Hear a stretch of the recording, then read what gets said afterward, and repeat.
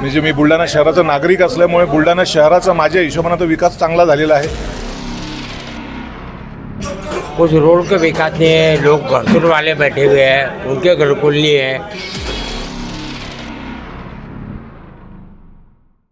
ही जी आरोप प्रत्यारोपांच्या फेरीतून ही निवडणूक अत्यंत टोकाची राहणार आहे। प्रत्येक चौकामध्ये एक मुत्रीघर पाहिजे होतं, तेवढे फार कमी ठिकाणात मुत्रीघर झालेले आहे, कारण की लेडीजला खूप प्रॉब्लेम येतो।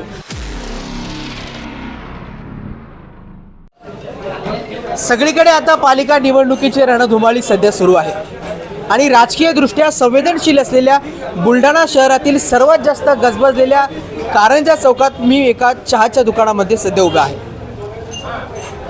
बुलढाण्याची लढत कशी असणार आहे, इथल्या नागरिकांच्या काय समस्या आहेत, ते सगळं आपण या बुलढाणेकरांच्या प्रतिक्रिया जाणून घेणार आहोत।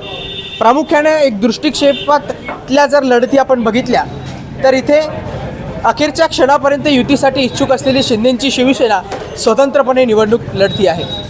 दुसरीकडे भाजप, राष्ट्रवादी, रिपाई, आठवले गट हा एक वेगळा गट, ही एक वेगळी युती देखील निवडणुकीच्या रिंगणात आहे। आणि एका बाजूने महाविकास आघाडीकडून काँग्रेसचे शहर अध्यक्ष दत्ता काकस यांच्या पत्नी या निवडणूक रिंगणात आहेत।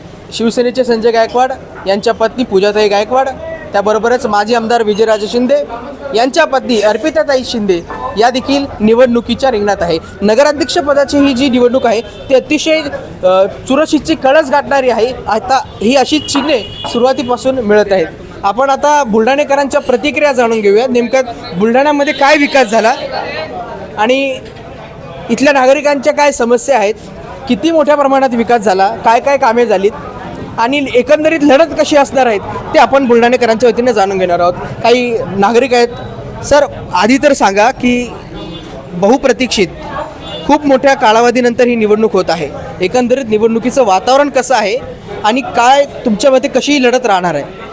निवडणुकीचं वातावरण अतिशय चांगलं आहे। बुलढाणा शहरच मुळात शांत असल्यामुळे इथं निवडणुकीमध्ये कुठलाही दंगा किंवा अशा कुठल्या भानगडी अगोदरही झाल्या नाही आणि आताही होणार नाही, त्याच्यामुळे इथलं वातावरण खूप चांगलं आहे निवडणुकीचं, त्याच्याबद्दल काही अडचण नाही। विकास कामांसंदर्भात काय काय? विकास काम जे आहे म्हणता येईल बुलढाणा शहराचे, तर मागील 4 ते 5 वर्षामध्ये बुलढाणा शहराचा म्हणजे मी बुलढाणा शहराचा नागरिक असल्यामुळे बुलढाणा शहराचा माझ्या हिशोबाने तो विकास चांगला झालेला आहे। आमचा प्रभाग 5 जो आहे बुलढाणा शहरामधला, इथे जवळपास अंतर्गत जेवढे रस्ते होते आमचे रस्त्यांचे कामं झालेले आहे। रस्त्याच्या बाजूला जे पेवर ब्लॉक बसतात त्याचे कामं झालेले आहेत, ज्या नाल्यांचे प्रॉब्लेम होते त्याचेही कामं झालेले आहे, त्याच्यामुळं विकास झालेला आहे असं म्हणता येईल। विकास झालेला आहे असं या सरांचं मत आहे। आणखी एक नागरिक आहेत, अनेक जण आहेत, आपण त्यांच्याशी बोलूयात। सर, काय इथल्या काही समस्या अशा कोणत्या आहेत? सरांनी सांगितलं विकास बऱ्याच प्रमाणात झालेला आहे, परंतु अशा काही बाबी आहेत का की ज्या अजूनही विकासाच्या अनुषंगाने उपेक्षित आहे? विकास झालेला आहे बुलढाणा शहराचा, परंतु प्रत्येक चौकामध्ये एक मुत्रीघर पाहिजे होतं, तेवढे फार कमी ठिकाणात मुत्रीघर झालेले आहे, कारण की लेडीजला खूप प्रॉब्लेम येतो मुत्रीघराचा, की मुत्रीघर नसल्यामुळे त्यांना जायचं कुठं, बाहेरगावून आलेल्यांचं थोडाफार प्रॉब्लेम येतो, त्याच्यामुळे मुत्रीघर असायला पाहिजे होते जास्तीत जास्त। नागरिकांच्या सार्वजनिक व्यवस्थेशी निगडीत त्यांनी ती समस्या मांडली। आणखी काही नागरिक आहेत, आपण त्यांच्याशी विचारूया की काय सांगाल काका, बुलढाण्यामध्ये विकास झाला की नहीं? विकास काय के बारे में एक बात पूछ रहे हैं? नगर पालिका निवडणुकी के बारे में हम पूछ रहे हैं। बुलढाना में विकास हुआ है? कुछ भी नहीं। कुछ भी नहीं। क्या विकास हुआ बताओ मुझे, विकास हुआ काय का, किस चीज़ का? कौन कौन से समस्या है? हाँ, समस्या कौन कौन सी आपको? कुछ रोड के विकास नहीं है, लोग घरकुल वाले बैठे हुए हैं, उनके घरकुल नहीं है, तो फिर विकास काय का हुआ? अशा वेगवेगळ्या प्रतिक्रिया ज्या आहेत त्या आपल्याला ऐकायला मिळतात। आणखी काही इथे आहेत जे स्थानिक रहिवासी आहेत बुलढाण्याचे, त्यांच्याशी बोलूयात। काय वाटतं, कशी लढत होईल बुलढाणा नगरपालिकेची? आमचे मोठे भाऊ ते समजून सांगितलं तुम्हाला ते राहता की बुलढाण्यामध्ये विकास झाला किंवा काय अजून बाबी आहेत आणि एकंदरीत अशी निवडणूक कशी होणार आहे, काय कोणकोणते मुद्दे आहेत? मुद्दे तर आता लोकांचे काही समस्या आहेत थोड्याफार, तिकडे समस्या आहे थोडंफार काही लोकांचे. विकासाचे काम झालेले आहे. मान्य आपले आमदार संजूभाऊ गायकवाड यांनी केलेले जे काही कामे केलेले आहे. पुन्हा काही समस्या अशा असतात, काही झोपडपट्टीच्या असतात, काही नाल्या, त्यांच्यापासून आम्हाला अपेक्षा आहे ते करतील ते. आणि जे काही नवीन जे काही आले त्यांना बी करावे. जनताचा मुद्दा समोर ठेवल्यावरती त्यांनी ते काम करायला पाहिजे अशी अपेक्षा आहे. लढत कशी होईल? लढा आता एवढं आपण सांगू शकत नाही.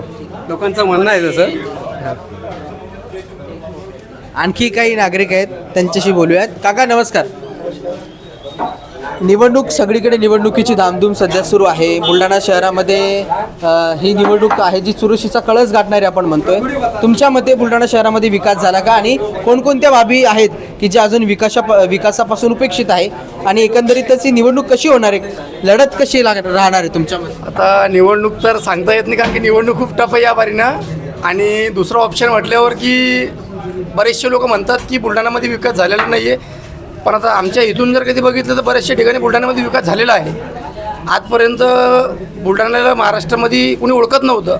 आजपर्यंत आम्ही जिथे तिथे जातो तिथं बुलढाण्याला बरेचसे लोक ओळखतात. आणि याच्या पहिले पण भरपूर राजकीय नेते इथं बुलढाण्यामध्ये होते, ज्यांनी 10-15 वर्ष इथं आमदारकी केलेली आहे. पण त्यांनी आतापर्यंत असं काही केलं नाही जे आमच्या संजूभाऊ गायकवाडने केलेलं आहे. रोजगाराची समस्या सांगतात विरोधक. आता सांगणारे सांगतातच आता बरेचसे. रोजगार काय, आता इथून 7-8 किलोमीटर लांब हातडी म्हणून एक गाव आहे, तिथं संजूभाऊनं खूप मोठं मेडिकल कॉलेजचं काम सुरू केलेलं आहे. तर आता हळूहळू बऱ्याचशा गोष्टी क्लिअर होतीलच ना. तर असं थोडीच आहे. एकंदरीतच विविध प्रकारच्या प्रतिक्रिया त्या स्थानिक नागरिक आणि बुलढाणेकरांमधून आपल्याला ऐकायला मिळाल्या. या सगळ्या प्रतिक्रियांमधून एक मात्र स्पष्ट झालं की बुलढाणाची नगरपालिकेची निवडणूक जी आहे ती कुणी म्हणते विकास झाला, कुणी म्हणते अनेक विकासाचे मुद्दे प्रलंबित आहेत. तर ही जी आरोप प्रत्यारोपांच्या फेरीतून ही निवडणूक अत्यंत टोकाची राहणार आहे आणि अत्यंत चुरशीचा कळस गाठणारी, एवढं मात्र खरं. story.com साठी अभिषेक वरपे, बुलढाणा.